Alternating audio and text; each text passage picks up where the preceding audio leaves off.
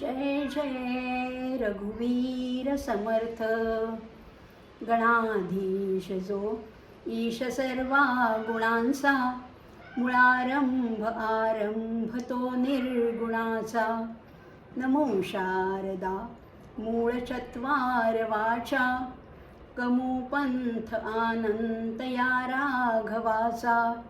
श्रीराम डोळा पहावी रघुवीर मूर्ती, करणी पडावी रघुवीर कीर्ती। सदा घडावी रघुवीर सेवा, देवा असा छंद मला जडावा। श्रीराम जय जय रघुवीर समर्थ। नमस्कार। मनोबोध चिंतन या उपक्रमाच्या अंतर्गत आपण निम्म्यावर येऊन ठेपलेलो आहोत। बरोबर आपले 100 श्लोक झालेले आहेत आणि या 100 श्लोकाच्या मध्यावर 205 एकूण श्लोक आहेत। मध्यावर येऊन ठेपलेलं सिंहावलोकन करण्याची पद्धत असते। साधारण काही अंतर चालून गेल्यानंतर सिंह जसा मागे वळून पाहतो तसं त्या मागे वळून पाहण्याला सिंह अवलोकन म्हणजे सिंहावलोकन म्हणतात।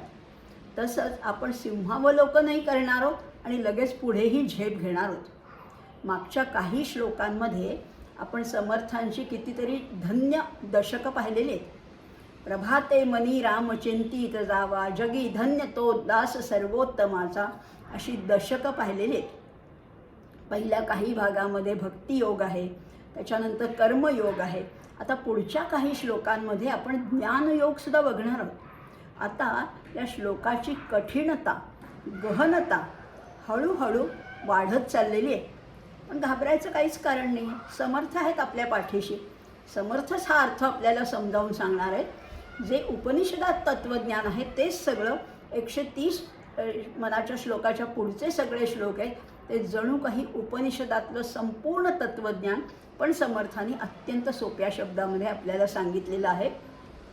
आणि तेच आपण हे पुढचे 100 श्लोक म्हटलं तर कठीण आहेत, म्हटलं तर विचार करायला लावणारे, अंतर्मुख करणारे असे श्लोक आहेत, पण आपण त्याचा अत्यंत बारकाईने अभ्यास करणार, त्याचा सखोल अभ्यास करणार आहोत। आणि त्यासाठी आपण समर्थांचे आशीर्वाद मागूया। समर्थांचं आराध्य दैवत रामराय आहे, त्याचे आशीर्वादही आपल्या पाठीशी आहेतच। अशा सगळ्यांचे आशीर्वाद मागून आपण ह्या पुढच्या काही श्लोकांना आरंभ करूया। आज घेणार आहोत आपण 101 श्लोक क्रमांक 101। आणि विलक्षण योगायोग असा आहे की पहिले 100 श्लोक मी ज्या वास्तूमध्ये केले होते किंवा ज्याचं आपण व्हिडिओ शूटिंग म्हणा किंवा ज्याचं चिंतन म्हणा, ज्याचा अभ्यास म्हणा, ज्या वास्तूमध्ये केले होते त्या वास्तूतून आता मी दुसरीकडे स्थलांतरित झालेली आहे। नवीन घरामध्ये ह्या 101व्या श्लोकाचं विवेचन करताना मला अतिशय आनंद होतोय। बघूया आपण 101 श्लोक क्रमांक 101 काय आहे। अर्थातच नामस्मरणाचं महत्त्व सुरू आहे। या नामस्मरणाच्या महत्त्व अधोरेखित करताना समर्थ काय म्हणतात बघूया। जया नावडे नाम त्याये मजाची, विकल्पे उठे तर्क त्या नरकचीची। म्हणोनी अति आदरे नाम घ्यावे, मुखे बोलता दोष जाती स्वभावे। श्रीराम जय जय रघुवीर समर्थ। अर्थ काय आहे? एखादी काही व्यक्ती अशा असतात बरं का ज्यांना नाम आवडतच नाही। ज्याला नाम आवडत नाही त्याला यमराज कष्ट देतो, यम जाच करतो त्याचा। आणि अशीही काही लोक असतात की ते नामाबद्दल व्यर्थ संशय काढतात, विकल्प काहीतरी निर्माण करतात की नक्की होईल का असं म्हणणारे लोक जे आहेत, जे विकल्पी लोक आहेत त्यांना त्यांना नरकासारखी, म्हणजे असं विकल्प करणं हे नरकाची घाणच आहे। ची ची म्हणजे छी छी असा अर्थ आहे खरं तर, असं समर्थांनी म्हटलेलं आहे। म्हणून अति आदरे नाम घ्यावे। आणि म्हणून तुम्ही काय करा, तुम्ही तर भक्त आहात, रामाचे भक्त आहोत आपण, समर्थांचे दास आहोत। अशा लोकांनी तरी निदान हे नाम आवडीने घ्यावं. कसं घ्यावं? पूज्य भावाने घ्यावे, अति आदराने घ्यावं. आणि असं नाम घेतलं तर आपोआप काय होतं, गंमतच होते की मुखे बोलता दोष जाती स्वभावे. नामाला हे दोष घाबरतात, ही पापं घाबरतात आणि म्हणून ते निघूनच जातात. तुमच्या देहातून दोष नाहीसेच होतात. इतकं जर का अमौलिक महत्त्व या नामाचं आहे तर का नाही बरं घ्यायचं हे नाव? तर घेऊया, आपणही रामनाम घेऊया आणि समर्थांचे ह्या विषयातले विचार काय आहेत तेही आणखीन समजावून घेऊया. ज्या माणसाला भगवंताच्या नामाची आवड नसते असा मनुष्य सगळ्या बाजूनी आसक्त असतो. विषयामध्ये अगदी तो रममाण झालेला असतो. प्रपंच त्याला अतिशय आवडतो. बायका, मुलं, घर, दार, नातेवाईक, व्यवसाय हे सगळ्यामध्ये तो अगदी गुंगून गेलेला असतो. आणि म्हणून काय होतं, बाह्य गोष्टीच्या मागे लागल्यामुळे त्याचा अंतकाळसुद्धा फार दुःखदायक असतो.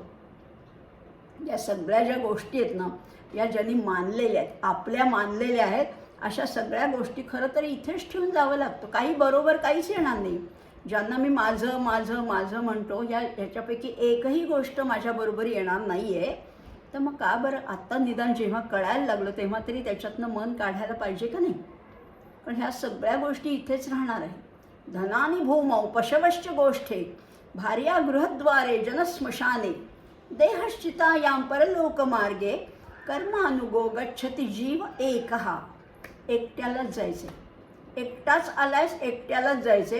हे सगळं गोळा केलेलं सगळं इथेच सोडून जायचं आहे. इथली एक टाचणीसुद्धा तुला बरोबर घेता येणार नाही.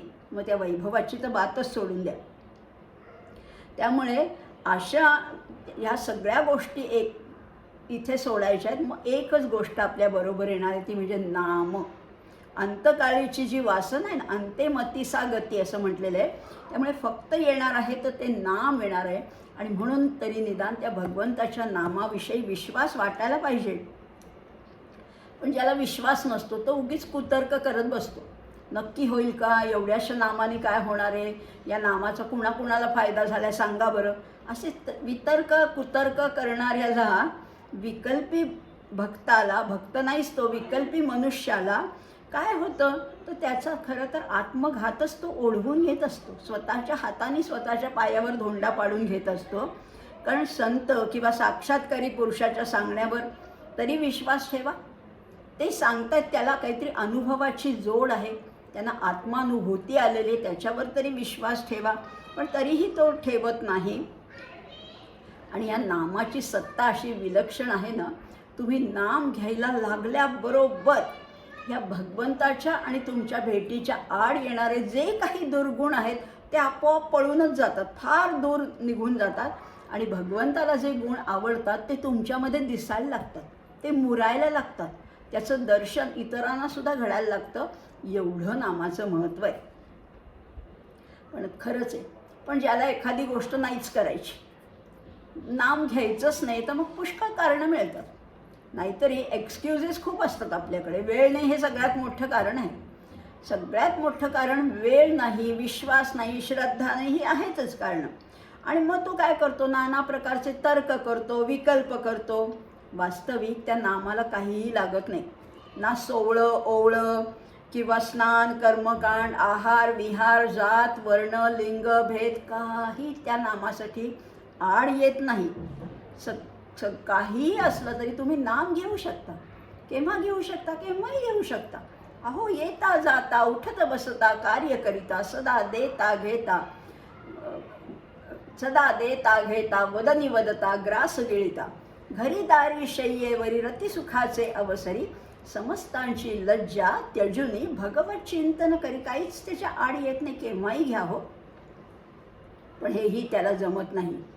आणि मग त्याला तो नाही त्या काहीतरी खोड्या काढत बसतो आणि त्याला नाम काही घ्यावंसं वाटत नाही. आणि अशा व्यक्तीला यम जाच करतो, यम जाचतो असंही म्हटलेलं आहे. म्हणजेच त्याचा शेवट जो आहे ना, अंतकाळ आहे, तो अत्यंत दयनीय असा होतो.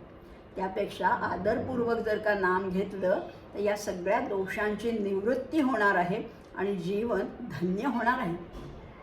मुखे बोलता दोष जाती स्वभावे, जाणारच आहेत. आता ह्या नाम महात्म्य समर्थ किती वेळा सांगतायत हो आपल्याला.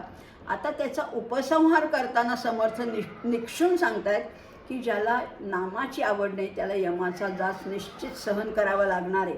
निदान त्यासाठी तरी शेवटचा दिस गोड व्हावा म्हणून तरी नाम घ्या. कशासाठी तरी नाम घ्या. जे काहीतरी लोक असतात तर्कट रचत बसतात, काहीतरी शंका काढतात, त्यांना निश्चितपणाने नरकात जावं लागतं. पुढे म्हटलेले विकल्पे उठे तर्क त्या नरकचीची. आता इथे सुद्धा समर्थांनी तर्क आणि नरक किती सुंदर सांगड घालून ठेवलेली आहे.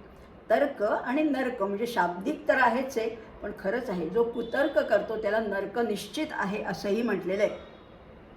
कारण वाईट परिस्थिती ते स्वतःच ओढवून घेतात.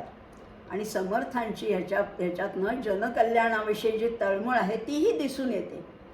खरं तर पाहिलं ना तर नामासारखी दुसरी सोपी गोष्ट नाही. यज्ञ दान तप करायला काहीतरी सामग्री लागते, काहीतरी वेळ लागतो, काहीतरी पैसा लागतो. नामासाठी काही लागत नाही. काही धन वेचावं लागत नाही, कष्ट करावे लागत नाही. बरं त्याचे कुठले नियम पण नाहीत की आंघोळ करूनच नाम घ्या असंही काही नाही. जाचक असे नियम नाही आहेत. बरं त्याच्यासाठी विशेष योग्यता लागते का, की तुमची ही एलिजिबिलिटी लागते का, तुम्ही एवढं शिक्षण घ्यायला पाहिजे, तुमचं रूप असं पाहिजे, तुमचं कुळ, काही नाही. म्हणजे रूप असू दे, कुळ असू दे, शिक्षण असू दे, पदवी असू दे, ज्ञान असू दे, काही नसेल तर उलट चांगलंच. नाम कुणीही घेऊ शकतो, त्यामुळे त्याच्यासाठी विशेष योग्यता लागत नाही. पण फळ मात्र फार मोठे मिळणार आहे, लाभ फार अनमोल असा मिळणार आहे. पण होतं काय, मनुष्याचं जीवन खूप विकारांनी भरलेलं आहे. अनेक विकारांनी भरलेलं जीवन नामाच्या योगाने हळूहळू पण निश्चितपणे, स्लो बट स्टेडी, निश्चितपणाने सुधारत जातं. इतकं सोपं सहज नाम घेण्याचा सुद्धा लोक आळस करतात. त्याविषयी अश्रद्धा दाखवतात, संशय बाळगतात. हे पाहून संतांना अतिशय दुःख होतं, जे समर्थांना झालं आहे. आणि म्हणून ते कळवळ्याने वात्सल्याने संतापतात. आई नाही का आपल्या लेकरावर संतापते. आपला मुलगा चांगला हुशार असून सुद्धा अभ्यास करत नाही, परीक्षा जवळ आली तर तेव्हा आई वैतागून त्याला रागवते की नाही, तसं समर्थ आपल्याला रागवतात. त्याच्यामध्ये मातृप्रेम आहे, पित्याचा धाक आहे. आणि म्हणून समर्थ सांगतात की का बरं तुम्ही नाम घेत नाही. इथे आता पहिल्या ओळीत म्हणले जया नावडे नाम त्या ये मजाची. यम ही कोणी देवता नाही आहे किंवा मृत्यू किंवा नरक नावाचा कोणता लोकच नाही असं काही बुद्धिवादी म्हणतात बरं का. काही बुद्धिप्रामाण्यवादी लोक म्हणतात हे ते यम बिम काही नाही, नरक बिरक काही नसतं. कारण हा विषय अनुमानाचा आहे. हे कोणी नरकात जाऊन आलेलं कोणी इथे सांगायला आलेलं नाही की नरक असा असा असतो, असं कोणीही सांगत नाही. कारण हा विषयच मुळे अनुमानाचा आहे आणि पुष्कळसा शब्द पांडित्याचा आहे. कर्मविपाकाचा जो सिद्धांत आहे त्याचाच हा अनुषंगिक असा भाग आहे. जसं कर्म कराल तसं फळ मिळणार आहे असं कर्माच्या सिद्धांतामध्ये सांगितलेलं आहे. आणि अनेक पुराणासारख्या वाङ्मयामध्ये या कल्पनेचा विस्तार केलेला आहे आणि कथारूपाने हे मांडलेलं आहे. काही कथा सांगितल्यात की असं केलं तर असं असं फळ मिळतं. अर्थात पुराणं जी आहे ना ती मनोरंजनासाठी आहे, पण म्हणून ती पूर्ण खोटी नाही आहेत बरं का. ती पूर्णपणे असत्य मानायचीच नाही आहेत. अनेक गोष्टी त्याच्यातल्या प्रचारासाठी म्हणा किंवा परिणामकारकतेसाठी फुलवून सांगितल्या आहेत असं बुद्धिवादी मानतात. म्हणजे अगदी गीतेत म्हटले ना, यामी माम पुष्पितां वाचम प्रवदंत्य विपश्चितः. ही पुष्पिता वाचा आहे, ग्लोरिफाईड लँग्वेज आहे असं म्हटलं जातं. पण तेवढंच नाही आहे, त्याच्यात तथ्यांश आहे ना, त्याच्यात सत्याचा भाग आहेच. बाकीच्या कथा सोडून द्या, पण त्याच्यातला तथ्यांश घ्यायला पाहिजे. आणि म्हणून पुराणांना तुम्ही निराधार म्हणू नका किंवा असत्य गोष्टींचा पाठपुरावा करतायत असंही मानायचं नाही आहे. आपल्या तत्त्वज्ञानातील शास्त्रीय सिद्धांत जे आहेत ते लोकांना पटावेत, मनावर ठसावेत म्हणून ते कथारूपाने सांगितलेत. पण त्याच्यामध्ये सत्य आहे, तथ्य आहे. आणि त्यामुळे पुराणं रंगवून सांगतात पण ती खोटं सांगत नाहीत याच्यावर मात्र निश्चित विश्वास ठेवा. अहो एवढंच कशाला, पुराणं तरी जाऊ देत, पण उपनिषद जे सगळ्यात सनातन असं आपलं काव्य आहे त्या उपनिषदांमध्ये म्हणा किंवा अगदी ब्रह्मसूत्रामध्ये सुद्धा पातकी जीवनाला मरणोत्तर यातना भोगाव्या लागतात असं सिद्धांतांनी स्पष्ट केलेलं आहे. सिद्ध केलेलं आहे असंही सांगितलेलं आहे. संयमनेत्वनुभवेत रेषाम आरोह अवरोहौ तद्गतिर्दर्शनात असंही म्हटलेलं आहे. कठोपनिषदामध्ये तर जे उन्मत्त झालेले मूर्ख लोक आहेत ना, त्यांना पुन्हा पुन्हा त्या यमाच्या तावडीमध्ये सापडावं लागतं असं वर्णन कठोपनिषदात आहे. आणि गीतासुद्धा सांगते ना, आसुरी संपत्तीचं वर्णन करून झाल्यावर भगवंत स्वतः म्हणतात, क्षिपाम निजस्रमशुभा नासुरीश्वेव योनिषु. मी या सगळ्या दुष्ट लोकांना, आसुरी संपत्ती असणाऱ्या लोकांना या दुष्ट किंवा या नरकामध्ये अजस्र योनिषु मी टाकत असतो. इतकं जर का भगवंत सांगतायत, इतका जर का तो नरकवास अटळ आहे दुष्ट कर्म करणाऱ्यांना, मग त्याच्यातनं सुटण्याचा काहीतरी प्रयत्न करा. जेवढा काळ हातात आहे, जेवढं काही तुमची शक्ती आहे, जेवढी क्षमता आहे, तेवढं नाम घेण्याचा प्रयत्न तरी करूया. त्यांनी वाईट तर काहीच होणार नाही आहे, अपाय तर काहीच होणार नाही आहे. त्यामुळे हे सांगत असताना समर्थ म्हणतात, नरकाची कल्पना तुच्छ मानून फेकून देण्यासारखी नाही. माना किंवा मानू नका, पण तिथे काहीतरी सत्य आहे, त्याला गंभीर असा अर्थ आहे. आजकाल इहलोकीच्या समृद्ध जीवनाला अस्वस्थतेच्या किंवा अशांततेच्या रूपाने आत्ताच नरकवासाची कळा आलीच आहे ना. बघा, आज सगळं जग या चैनीच्या मागे लागलेलं आहे. चंगळवाद सगळीकडे फोफावला आहे. पण आत्ता इहलोकात, आत्ता जिवंत असतानाच कितीतरी नरकयातना भोगाव्या लागतात. अतृप्ती आहे, अशांती आहे, असमाधान आहे. त्यामुळे नरकाची चुणूक इथेच दिसते आहे. त्यातून सुटायचं असेल तर निदान या धर्मशास्त्राने सांगितलेल्या मार्गाने आपल्या सगळ्यांनी खरं तर जायला हवं. आणि म्हणून समर्थ म्हणतात की ज्याला, आणि हे चीची जे म्हटले ना समर्थाने, ते पण फार सुंदर आहे. चीचीचा खरा अर्थ छीची आहे. छीथू होते, अशा माणसाची छीथू होते हा एक अर्थ झाला आहे. पण ही कुतर्की माणसं असतात ना जी, ती काय करतात, कुतर्क करतात. संशय जिथे असतो ना, संशयात्मा विनश्यती असं गीता सांगते. पण संशयी माणसं असतात ना, ते त्यांचं मन, बुद्धी, भावना सगळं कुरतडून टाकत असतात.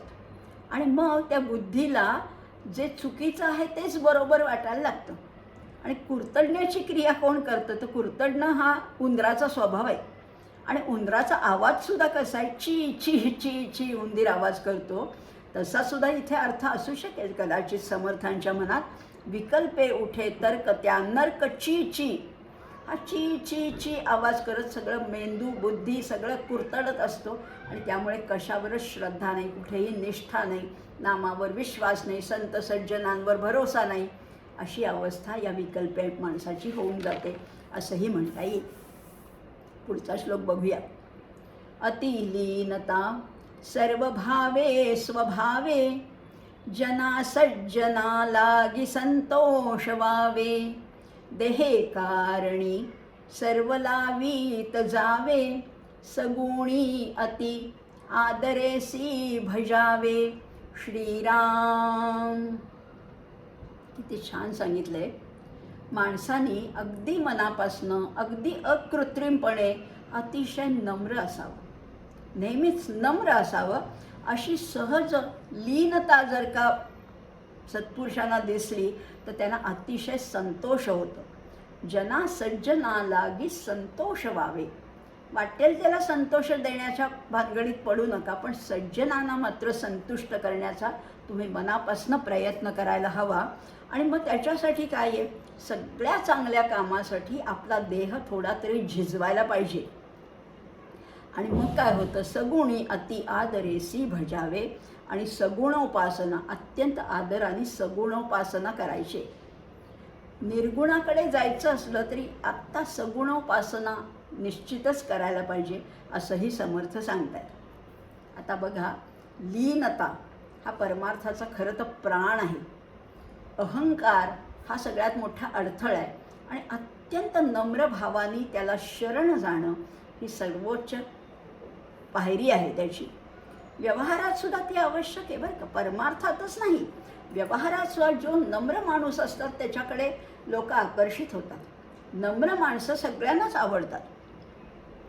पण इथे मात्र एक भेद लक्षात घ्यायला हवा बरं का. लीनता वेगळी आणि दीनता वेगळी. दीनतेमध्ये लाचारी आहे, दुबळेपण आहे. पण लीनतेमध्ये सगळं असून सुद्धा लीनता, नम्रपणा आहे, हा भाव त्याच्यामध्ये आहे. त्यामुळे दीनतेमध्ये हीनता असते, पण लीनतेमध्ये हीनता नाही आहे. लीन माणसाच्या अंगामध्ये जर का कर्तेपणा असला तरीसुद्धा कर्तेपणाचा अभिमान नसतो. लीन माणूस म्हणजे कोण दीनहीन नाही आहे, त्याच्याकडे कर्तेपणा आहे पण त्याचा अहंकार नाही आहे, त्याचा अभिमान नाही आहे. असा निरभिमानी पुरुष सगळ्यांना आवडतो, सगळ्यांना आवडतो. आणि अशा लीन पुरुषाला भगवंत निश्चितपणाने भेटतो, खरोखर भेटतो. कारण भगवंताला अशीच माणसं आवडतात, भक्त त्याला आवडतात. आणि मग भगवंत कसा आहे, तो असीम आहे, त्याला सीमा नाही, त्याला मर्यादा नाही, त्याला संकुचितपणा नाहीच आहे. तो अत्यंत व्यापक आहे, तो विभू आहे, तो प्रभू आहे. मग भगवंत जसा निस्सीम आहे तशीच लीनतासुद्धा निस्सीम असावी. एवढ्यापुरती मी लीनता बाळगीन आणि बाहेर जाताना मी लीनता सोडीन असं नाही. निस्सीम लीनता, बेहद्द लीनता असावी. नम्रपणा सगळीकडे व्यापकपणाने असावा.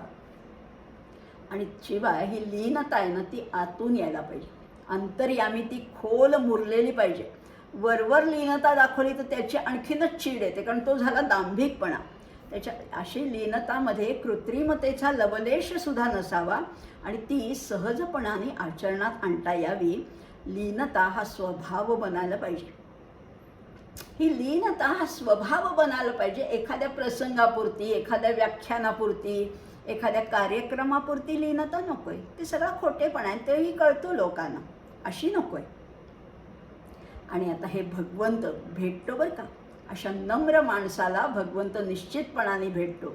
नम्र झाला भूता तेणे कोंडले अनंता. जो सगळ्या भूतांविषयी नम्र आहे तो अनंताला सुद्धा आपल्या स्वाधीन करून घेतो. भगवंतच या भक्ताच्या दर्शनासाठी उत्सुक असतो, असंही म्हटलेलं आहे.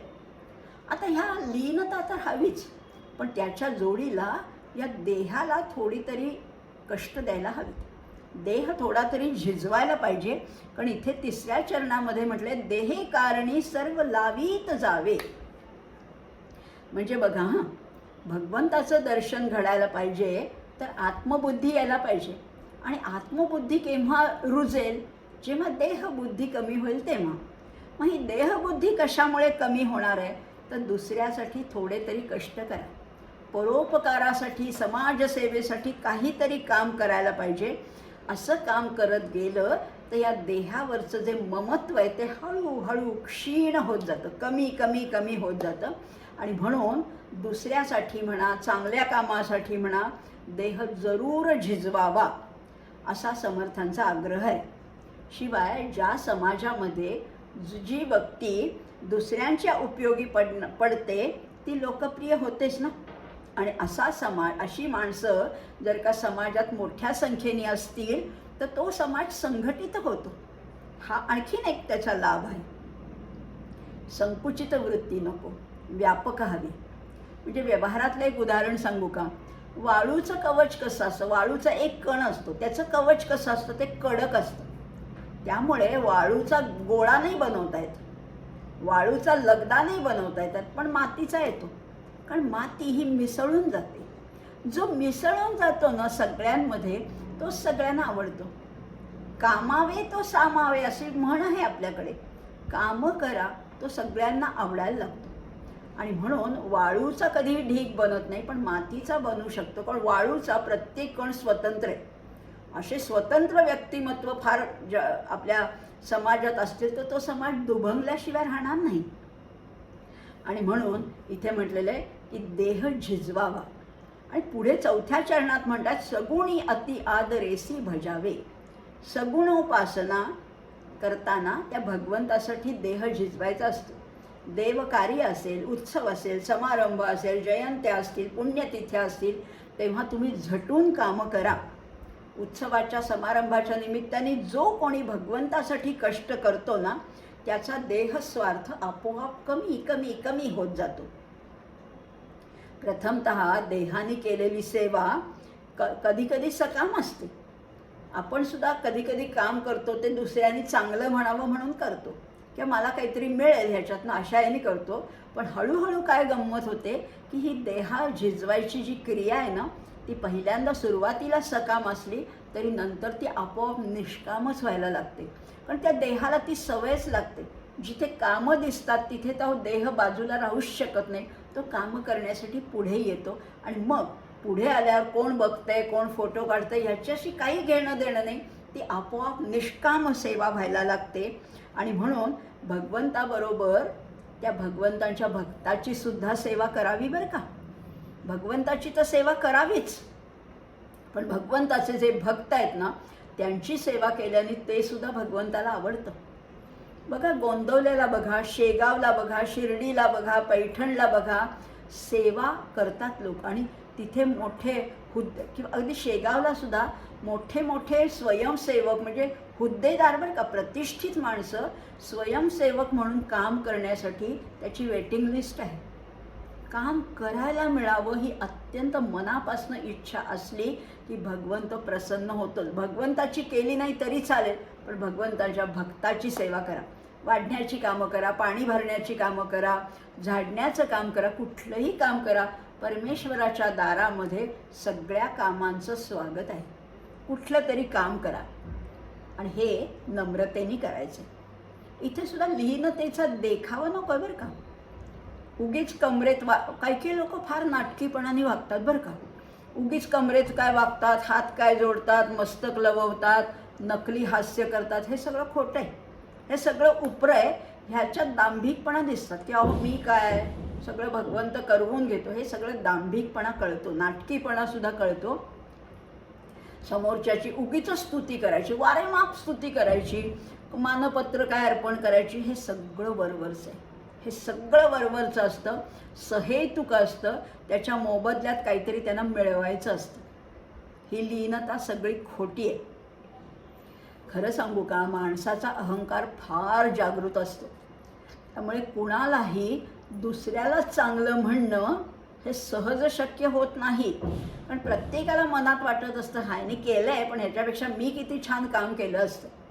म्हणजे अहंकारी माणसाला कधीही दुसऱ्याची खरी स्तुती करताच येत नाही. त्यामुळे स्वतःखेरीज दुसऱ्याला मोठं म्हणणं जडच जात असतं. बरं, बहुतेक ठिकाणी हीच परिस्थिती असते. तरीसुद्धा जगामध्ये आपण अहो रूपम अहो ध्वनी असं बघतोच आहोत. पण काही नसतानासुद्धा लोक स्तुती करत नाहीत, कुठल्या कामाला दादही देत नाहीत. पण ज्या माणसांकडे अतिशय विद्या आहे, ज्ञान आहे, व्यासंग आहे, अभ्यास आहे, वक्तृत्व आहे, चातुर्य आहे, भक्ती आहे, शक्ती आहे, सत्ता संपत्ती सौंदर्य आहे, ही माणसं तर करणारच नाहीत ना दुसऱ्याची स्तुती. माझ्या इतकं सुंदर कोणीच नाही असं वाटल्यावर दुसऱ्याच्या सौंदर्याची कशी काय करता येईल. पण समर्थ म्हणतात हे सगळं असून सुद्धा जो खरा लीन आहे, जो खरा दुसऱ्यांची प्रशंसा करतो, दुसऱ्यांच्या गुणाचं म्हणजे गुणग्राहकता हा ज्याच्याकडे गुण आहे आणि जो स्वतः अत्यंत नम्र आहे, अशा लोकांना भगवंत चटकन प्रसन्न होतो. बघा, इथे अशा व्यक्तींना खरं तर सुपिरियरिटी कॉम्प्लेक्स असतो, अहंगंड असतो. पण ज्यांच्याकडे काही नाही त्यांची परिस्थिती कदाचित वेगळी असू शकेल. ज्यांच्याकडे काहीच नाही, कुठलाच गुण नाही आहे, त्यांची नम्रता ही खोटीसुद्धा असू शकेल. खोटी म्हणजे लाचारी असू शकेल, त्याच्यामध्ये हीन भाव असू शकेल. पण आपल्याकडे वचन आहे, विद्येलासुद्धा शोभा कशामुळे येते? विनयाने येते. अत्यंत विद्वान व्यक्ती पण अत्यंत अहंकारी असेल तर आपल्याला त्याचं ते व्याख्यानसुद्धा ऐकायला नको वाटतं. अत्यंत अहंकार, मी असं म्हणतो, मी असं सांगितलं आहे, माझं मत असं आहे, हे नको वाटतं. म्हणून आपल्याकडे वचन आहे, विद्या विनयेन शोभते. त्यामुळे तुमच्याकडे कितीही व्युत्पत्ती असली, विद्वत्ता असली तरी ती आपण विसरून जायची. स्वतःच अमानी मान दो मान्यो लोकस्वामी त्रिलोकध्रुव.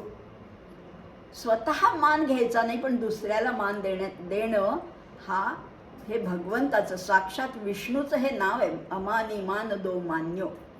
मग आपल्याला असं नाही का वागता येणार? माऊली तर म्हणतात, म्हणून थोरपण परहाची सांडीची. तुमच्याकडे जे थोरपण आहे ना ते सांडून टाका, विसरून जा. व्युत्पत्ती अवघी विसरीजे. जे ज्ञान आहे, विद्वत्ता आहे, ते विसरून टाका. जे जगा धाकुटा होईजे ते जवळीक माझी. जे जगासमोर धाकुटा होतं म्हणजे आपल्याकडे गौणपणा, आपल्याकडे कमीपणा घेतो, तोच मला आवडतो, तोच भक्त मला आवडतो. पण व्यवहारात असं दिसत नाही हो. व्यवहारात सगळीकडे खोटेपणा आहे, सगळीकडे खोटेपणा आहे. पण खरे सज्जन असतात ना, त्यांना तुम्ही कशानेच खुश करू शकत नाही. त्यांना काहीही ते आवडत नाही. सत्ता, संपत्ती, स्तुती त्यांना मोहवू शकत नाही. एखाद्या खऱ्या सज्जनाकडे जा आणि तुम्ही त्यांची वारेमाप स्तुती करा, त्याला आवडत नाही. पैसा नाही, काहीच त्यांना आवडत नाही. मग त्यांना काय आवडतं? त्यांना आवडतं तुम्ही सदाचरणाने वागा. ते स्वतः सदाचरणी असतात आणि त्यांना फक्त निस्पृह, सदाचरणी, संतुष्ट, सज्जन अशी माणसं त्यांनाही आवडतात.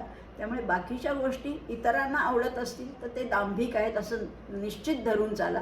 पण सज्जनांना फक्त सदाचरण आवडतं. त्यांना आपलंसं करायचं झालं तर तुमच्या सद्गुणाने आपलंसं करा. आणि निष्काम बुद्धीने केलेली सेवा या सज्जनांना निश्चितपणाने आवडते.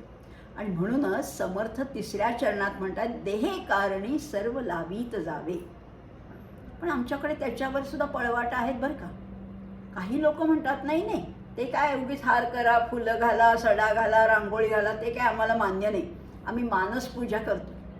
बरोबर आहे, मानसपूजासुद्धा परमेश्वराला पावते, त्याला ती मान्य होते. पण त्याच्यात सुद्धा दांभिकपणा नको. हे आळसाने करायचं नाही, हे टाळायचीच कामं म्हणून काहीतरी मानसपूजेचं ढोंग नका करू.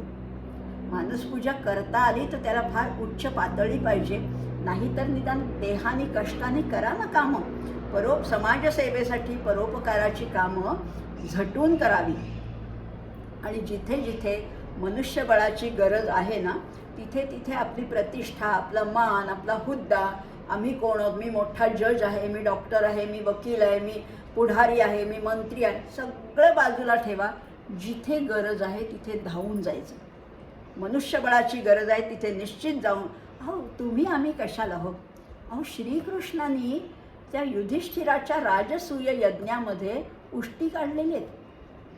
कसं शक्य झालं बरं? युद्धप्रसंगी, ह्या धर्मयुद्धाच्या प्रसंगी भगवंतानी नुसतं सारथ्यच नाही केलं अर्जुनाचं, तर त्या घोड्यांना संध्याकाळी युद्ध काल संपल्यानंतर संध्याकाळी प्रत्येक घोड्याच्या जवळ जाऊन त्याच्या जखमा साफ केल्या आहेत, त्यांना चंदी खायला दिली आहे, त्याला खरारा केलेला आहे. किती भगवान श्रीकृष्णाने एवढं कार्य केलं आहे आणि आम्ही कुठला टेंभा मिरवतो, मी असा, मी एवढा विद्वान, मी वक्ता. हे काही गरज नाही आहे. त्यामुळे कुठलंही चांगलं देवकार्य असेल, यज्ञ याग असेल, देवपूजा असेल, देवळाची व्यवस्था असतील, उत्सव समारंभ, पर्व महोत्सव काही असेल, तर सगळी कामं करताना देहाला थोडं तरी झिजवा. मी मोठा म्हणून मी गाडीतच बसणार असं नाही चालणार. त्यामुळे प्रत्येकाने हे देह झिजवला तर ते भगवंताला मान्य होतं, त्याला आवडतं आणि तो प्रसन्नही होतो. असा हा 102 क्रमांकाचा श्लोक होता. अजून एक श्लोक बघूया, 103. काय म्हणतात समर्थ? हरी कीर्तने प्रीतिरामी धरावी, देहे बुद्धी निरूपणी विसरावी, परद्रव्य आणिक कांता परावी, यदर्थी मना सांडिजीवी करावी. श्रीराम. किती सुंदर सांगितलंय. हरी कीर्तन. आता नामस्मरणाचं महत्त्व सांगून झालंय, आता समर्थ सांगतात हरी कीर्तन. कीर्तन म्हणजे काय? भगवंताच्या सगुण स्वरूपाविषयी प्रेम वाढायला पाहिजे आणि म्हणून त्याचे जे गुणानुवाद आहेत ते सतत कथन करणं हेच कीर्तन आहे. त्याच्या निर्गुण स्वरूपाचं आकलन व्हायला पाहिजे. याच्यासाठी आधी देहबुद्धी कमी करणारी बाकीची तात्विक चर्चा जरूर करा, पण सगुणाची उपासना करा आणि त्या सगुण सुंदर साजिऱ्या गोजिऱ्या रूपाचं गुणवर्णन करणं हेच कीर्तन आहे. आणि हे करताना एक खबरदारी मात्र समर्थाने घ्यायला सांगितली आहे. परद्रव्य आणि कांता परावी. परदारा आणि परद्रव्य यांचा त्याग करा. त्यांच्याकडे बघूसुद्धा नका, त्याची अभिलाषासुद्धा नको, त्याचा त्याग करायचा आहे. यदर्थी मना सांडी जीवी करावी. फार सुंदर सांगितलेलं आहे. परमात्म स्वरूप कसं आहे, जसं निर्गुण आहे तसं सगुणसुद्धा आहे. आपल्याला जायचं आहे निर्गुणाकडे, पण सगुणाची उपासना करायलाच पाहिजे. समर्थानं बघा ना, रामाचं साक्षात रामाचं दर्शन घडलं तरी त्यांनी सगुणाची उपासना सोडली नाही आहे. नमे पार्थ अस्ति कर्तव्यं त्रिषु लोकेषु किंचन. हे संत सज्जन सगुणाची उपासना करतात जरी निर्गुणाचा साक्षात्कार झाला तरी. आणि सगुणाची उपासना करताना अगदी सगळेच आमचे संत म्हणतात, त्या विठुरायाला म्हणतात राजस सुकुमार मदनाचा पुतळा. काय तुझं सुंदर वर्णन आहे, गोजिरे रूप आहे त्याचं. त्यामुळे सुंदर ते ध्यान उभे विटेवरी असं त्याचं वर्णन करतातच ना. मग काय कसं करायचं आता, हा इथे म्हटलेलं आहे सगुणाचं प्रेम वाढण्यासाठी त्याचा सतत सहवास पाहिजे. त्या विठोबाकडे बघतच बसावंसं वाटायला पाहिजे. आणि म्हणून इष्टदेवतेचं सतत गुणगान करायचं आहे. आणि काय होतं, लीळा चरित्रात सुद्धा सांगितलं आहे सगुणाचं भजन करा. पण निर्गुणामुळे काय होतं, निर्गुणामुळे सगुणाला दिव्यपणा प्राप्त होतं, ही खरी गोष्ट आहे, हे विसरायचं नाही आहे. पण निर्गुण स्वरूप कसं आहे, ते अतिइंद्रिय आहे, ते इंद्रिय गोचर नाही आहे, ते ज्ञानप्रधान आहे. त्याचा बोध होण्यासाठी तात्विक युक्तिवाद कामाला येत असेल, पण म्हणून सगुणाचं प्रेम जे आहे ते डोळस असण्यासाठी त्या निरूपणाची गरज आहे. आणि त्यातून होतं काय, तर भावना आणि बुद्धी या दोन्हीची समसमान वाढ होते आणि साधकाचं व्यक्तिमत्व आहे ते समतोलपणाने विकसित होतं. हे सगळं सांगितलंय. आणि त्याच्यासाठी हरी कीर्तने प्रीती रामी धरावी. या रामाविषयी प्रेम उपजायला पाहिजे अंतःकरणामध्ये. त्याच्यासाठी रामाचं जेवढ्या वेळा दर्शन घेता येईल, सगुण रामाचं, दाशरथी धनुर्धारी रामाचं जेवढं दर्शन घेता येईल, जेवढं गुणवर्णन करता येईल, जेवढं रूपाचं वर्णन करता येईल तेवढं जरूर करा.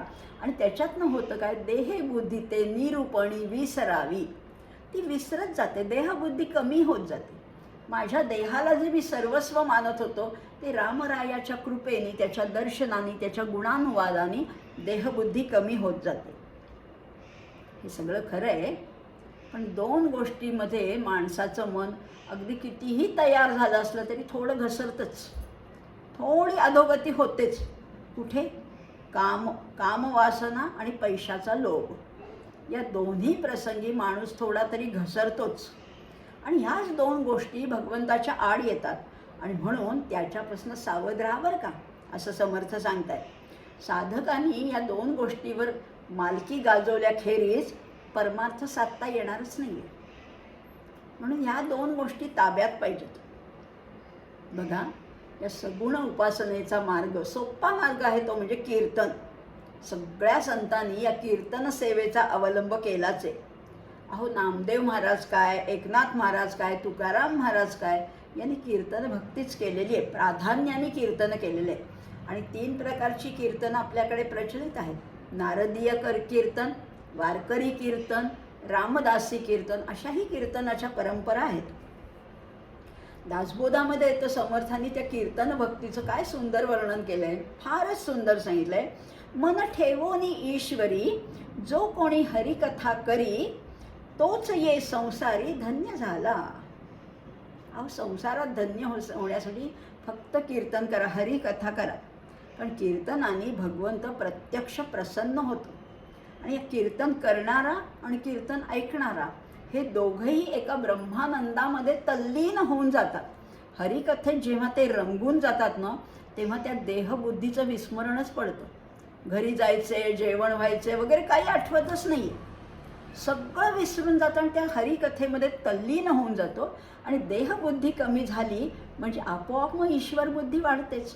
आत्मबुद्धी आपोआप वृद्धिंगत होते. आणि भगवंताच्या चिंतनाने काय होतं, अंगावर रोमांच येतात, स्वेद, रोमांच, अश्रू, सगळे अष्टसात्विक भाव या कीर्तनामध्ये जागे होतात. आपण पाहिलेले असेल कदाचित, कीर्तन करणारा तो नाचायला लागतो, तल्लीन होऊन जातो. आणि भक्तही नाचायला लागतात, श्रोतेही नाचायला लागतात. अशा या कीर्तन भक्तीमुळे या परमार्थाची वाटचाल अतिशय वेगाने होते. पण गंमत अशी आहे की कीर्तन भक्तीची वाट मोठी निसरडी आहे. आणि म्हणून लगेच समर्थ सांगतात, तिसऱ्या चरणामध्ये परद्रव्य आणिक कांता परावी. कारण कीर्तनाला अनेक श्रीमंत लोक येतात, अनेक येतात, सगळ्यांनाच आवडतं ना, पण शेवटी ते अंतःकरणाचं ते आत्मभाव आहे तो. त्यामुळे अनेकांना कीर्तन आवडतं आणि म्हणून त्या श्रीमंत माणसं समजा कीर्तनाला आली तर ती काय करतात, कीर्तनकाराची सेवा करतात, त्यांना काही देऊ करतात, शाल म्हणा, मानपत्र म्हणा, श्रीफळ म्हणा, संपत्ती म्हणा, काही भरपूर धन द्यावं अशी त्यांना इच्छा होते. पण त्यामुळे होतं काय, कीर्तनकाराचा अहंभावसुद्धा वाढायला लागतो की मी बघा किती छान कीर्तन केलं म्हणून हे सगळे येत आहेत ना माझ्याकडे. कीर्तनकार, प्रवचनकार यांनी ह्या मोहात पडायचं नाही, याच्यामध्ये अडकायचंच नाही आहे की मला असं कीर्तन केलं तर मला आणखीन काहीतरी मिळेल, ह्या भावाने तर कधीच कीर्तन करायचं, मोले कीर्तन करू नये, समर्थांनीच सांगून ठेवलेलं आहे. मग इकडे हा मार्ग तर अजिबात तिकडे जायचं नाही कीर्तनकारांनी, म्हणून सांगितलं परद्रव्य. बरं, दुसरी गोष्ट सांगितली आणिक कांता परावी, परस्त्रीकडे तर बघूसुद्धा नाही. पण होतं काय, या कीर्तन प्रवचनाच्या निमित्ताने अनेक तरुण सुंदर स्त्रियासुद्धा येतात ना, कीर्तनकारांच्या पाया पडतात, त्यांच्याशी 4 शब्द बोलतात, काही प्रश्न विचारतात, काही चर्चा करतात. आणि मग तिथेसुद्धा कीर्तनकाराची किंचित अभिलाषा होऊ शकते, त्याच्यामुळे परस्त्रीची अभिलाषा निर्माण होऊ शकते. आणि जे मन या द्रव्य आणि दारेमध्ये किंवा कामिनी आणि कांचनामध्ये अडकतं ना, ते भगवंतावर प्रेम करूच शकणार नाही. म्हणून या गोष्टीपासून सावध ठेवा, सावध राहायला सांगितलंय. जसं कबीर म्हणतात, जहाँ काम है वहाँ राम नहीं, मगर जहाँ राम है वहाँ काम नहीं. त्या रामाला इतका अंतःकरणात भरून टाका की तो काम आलाच नाही पाहिजे वाट्याला. आणि म्हणून या दोन्ही अभिलाषा सोडायच्यात आणि एका त्या भगवत भक्तीमध्ये रमून जायचं आहे. शक्य आहे का? शक्य आहे. आणि कीर्तनामुळे होतं काय, स्वतःची तर प्रगती होतेच, कीर्तनकाराचा अभ्यास वाढतो, संगीताचं ज्ञान वाढतं आणि भगवंताला तर संगीत प्रिय आहे, त्यामुळे खरंच आहे. आणि दुसरी गोष्ट म्हणजे श्रोत्यांना सुद्धा कल्याणाचा काहीतरी मार्ग दिसायला लागतो. कथेमध्ये न अडकता त्याच्यातलं तत्त्व समजून घेतलं ना तर त्याचा आत्मकल्याणाचा मार्ग स्पष्ट होत जातो. आणि कीर्तन हे केवळ मनोरंजनाचं साधन नाही आहे बरं का, हे केवळ मनोरंजनाचं किंवा करमणुकीचं स्वस्त साधन नाही आहे. आणि कीर्तनकारांनी आणि श्रोत्यांनीही लक्षात ठेवलं पाहिजे की त्या श्रीहरीची मूर्ती जी आहे ती अंतःकरणात ठसण्यासाठी कीर्तन आहे. बाकीचा फापट पसारा सोडून द्या, ती श्रीहरीची मूर्ती ठसायला पाहिजे. कीर्तनामध्ये उगीच काहीतरी फालतू विनोद नसावेत, शृंगारिक वर्णन तर अजिबात असू नये. कीर्तनाला खरं म्हटलं तर कुठलाही रस वर्ज नाही आहे. म्हणजे थोडा शृंगार रस, थोडा हास्य रस, थोडा विनोद पाहिजे, थोडा करुण रस पाहिजे, सगळे रस पाहिजेत. पण मुख्य कुठला आहे, तो भक्तिरस पाहिजे. हा भक्तिरस आहे, भक्तिरस हे मुख्य ताट आहे, पंचपक्वान्नाने भरलेलं ताट आहे. आणि बाकीचे रस फक्त चटणी कोशिंबिरी पुरत आहेत, एवढंच लक्षात ठेवायचं आहे. त्यामुळे त्या कीर्तनकारांनी सुद्धा आपलं जे वागणं आहे, संगीत आहे, गायन आहे, नृत्य वादन सगळं आहे, त्या पवित्र उदात्त अशा भूमिकेला, त्या भक्तिरसाला शोभेचं एवढंच वर्तन असायला पाहिजे असंही म्हटलेलं आहे. अशी ही ईश्वर कथा ऐकताना काय होतं, मन अगदी तल्लीन होतं, रमून जातं, सगळ्या अंगाचे जणू कान करून ऐकावं अशी ओढ निर्माण होते. अंतःकरण अगदी उचंबळून येतं. देहबुद्धीची पकड ढिली झाली तर ईश्वराविषयी प्रेमही निर्माण होतं. म्हणजे बघा, अगदी कडक टणक भूमीमध्ये बी पेरता येईल का? नाही येणार. त्यामुळे तुम्ही संकुचित स्वार्थी वृत्तीने जर का भगवंताचं नाम घेतलं तर ते तिथे रुजणार नाही. पण जर का जमीन नांगरलेली असली, भुसभुशीत असली तर तिथे मात्र ते नाम निश्चितपणाने रुजू शकतं असंही म्हटलेलं आहे. आता हे निरूपण करत असताना त्याच्यातनं कीर्तनकार अनेक विषय सांगतात बरं का. म्हणजे परमेश्वर प्राप्तीचे, आत्मकल्याणाचे सांगतात, पण सामाजिकसुद्धा प्रबोधन करण्याची एक नवीन एक वृत्ती कीर्तनकाराकडे असायलाच हवी. म्हणजे स्वैरवर्तनाचे काय दुष्परिणाम आहेत हे कीर्तनकारांनी सांगायलाच हवं. सदाचरणाचं महत्त्व पटवून द्यायला हवं. सृष्टीचं स्वरूप काय आहे, जगता या संपूर्ण ब्रह्मांडामध्ये मी आहे कोण हे कीर्तनकारांनी सांगायला हवं. असे अनेक विषय या कीर्तनामध्ये चर्चिले जातात. वक्ता कसा असेल, वक्ता समजा अनुभवी असेल, जाणता असेल आणि श्रोतासुद्धा अवधान देऊन ऐकणारा, नीट लक्ष देऊन ऐकणारा असेल, विचार करणारा असेल, तर मग त्याला एक एक गोष्टी उमगू लागतात आणि मग कीर्तनाचं जे उद्दिष्ट आहे, जे लक्ष्य आहे ते पूर्ण होतं. आणि उदाहरणं सांगतात ना कीर्तनकार, उदाहरणाने ते पटवून देतात, विवेकामुळे ते ठसतात आणि मग निष्ठेने ते आचरणात यायला लागतात. तेच सिद्धांत. कारण देहधारण हे साध्य नाही आहे, तर हे साधन आहे. या देहाला, या बॉडीला इन्स्ट्रुमेंटल व्हॅल्यू आहे, साधन मूल्य आहे, पण ते अल्टिमेट व्हॅल्यू नाही आहे त्याला. मग काय होतं, या मनाला त्या विकारांच्या हातातलं खेळणं होऊ द्यायचं नाही आहे. मनावर आपलं साम्राज्य पाहिजे, मनाने आपल्यावर साम्राज्य गाजवता कामा नाही आहे.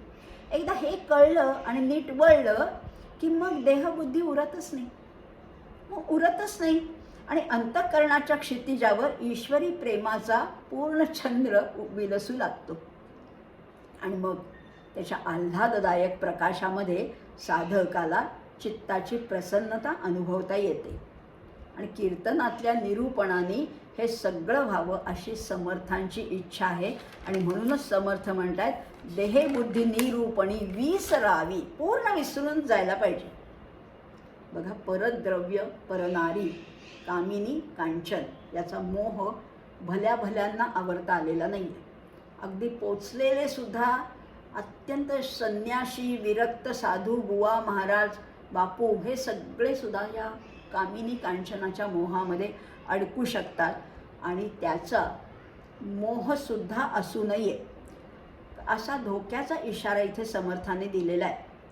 समर्थ असं किंवा कुठल्याच आपल्या शास्त्रामध्ये म्हटलं नाही की धन मिळवू नये किंवा विषयांचं सेवन करूच नाही असं सांगितलं नाही, पण त्याला मर्यादा आहेत ना. 4 पुरुषार्थामध्ये सुद्धा धर्म, अर्थ, काम, मोक्ष असा क्रम सांगितला आहे. म्हणजे अर्थ आणि काम ह्याला महत्त्व आहे. पैसाही मिळवा, विषयाचा उपभोगसुद्धा घ्या, पण केव्हा? धर्म आणि मोक्षाच्या चौकटीत राहून. अहो, भगवंताची विभूती आहे, धर्माविरुद्धो भूतेषु कामोस्मी भरतर्षभ. कामही वाईट नाही आहे. स्त्री सुख घेणं, देहसुख भोगणं वाईट नाही आहे, पण किती? स्वैर नको, अनाचार नको, मर्यादेत पाहिजे, सीमित पाहिजे.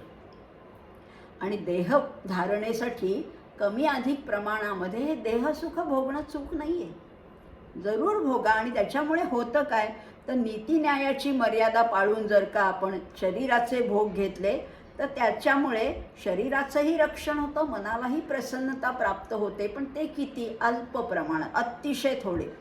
संत महंतांनी सुद्धा त्याला मान्यता दिलेली आहे. किती संतांचे संसार आहेत.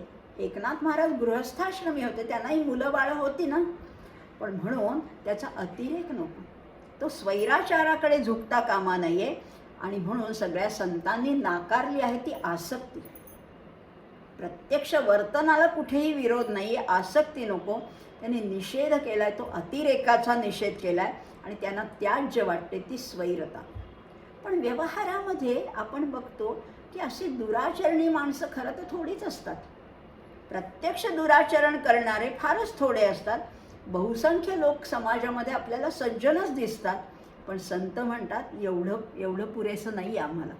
संतांची अपेक्षा याहूनही जास्त आहे, सूक्ष्म आहे. ते म्हणतात, परद्रव्य आणि परदारा यांच्याविषयी अभिलाषासुद्धा मनात नको. प्रत्यक्ष वर्तन तर करणं पापच आहे, पण नुसते मनामध्ये विचार येणं ही सुद्धा अभिलाषा आहे, ही सुद्धा चूकच आहे. म्हणजे या सृष्टीमध्ये सौंदर्य, स्त्रीचं सुद्धा सौंदर्य, त्याला दाद देणं चूक नाही आहे, पण ती वस्तू म्हणा, ती व्यक्ती म्हणा, मला पाहिजे हे वाटणं निश्चितपणाने चूक आहे, हे पाप आहे. आणि म्हणून त्याची अभिलाषाच निर्माण होऊ देऊ नका. परद्रव्य आणिक कांता परावी ह्याच्याबद्दल अभिलाषा नको. आणि म्हणून असं सांगितलं की इंद्रियांचा आधी त्यांचा आहारच तोडून टाका. शत्रू सैन्याची सुद्धा आधी रसद तोडायची पद्धत होती. युद्धनीतीमध्ये शत्रूवर एकदम अटॅक करण्यापेक्षा पहिल्यांदा त्यांचं अन्नधान्य तोडायची पद्धत होती. त्यांची रसद तोडली की शत्रू आपोआप शरण येतो. तसंच करायचे. मग इंद्रियांची रसद तोडायची, त्यांचे आहार विहारावर नियंत्रण ठेवलं की आपोआप मग ती देहबुद्धी झडून जाईल आणि मग आत्मबुद्धी विलसायला लागेल आणि मग परमेश्वराची भेट होणं अजिबात अशक्य नाही आहे. निश्चितपणाने परमेश्वर भेटणार आहे. तो रामराया, तो दाशरथी राम, तो निर्गुण परब्रह्म राम भेटणार आहे अशी समर्थांनी आपल्याला खात्री दिलेली आहे. अशी आपल्यावर तो भरोसा दिलेला आहे आणि आपण या समर्थ वचनाला अनुसरून याच मनाच्या श्लोकाचा अभ्यास करतोय. किंचित कणाकणाने पायरी पायरीने किंचित परिवर्तन होणं अपेक्षित आहे. तीच त्यांच्याकडे प्रार्थना करूया आणि आज इथेच थांबूया. जय जय रघुवीर समर्थ.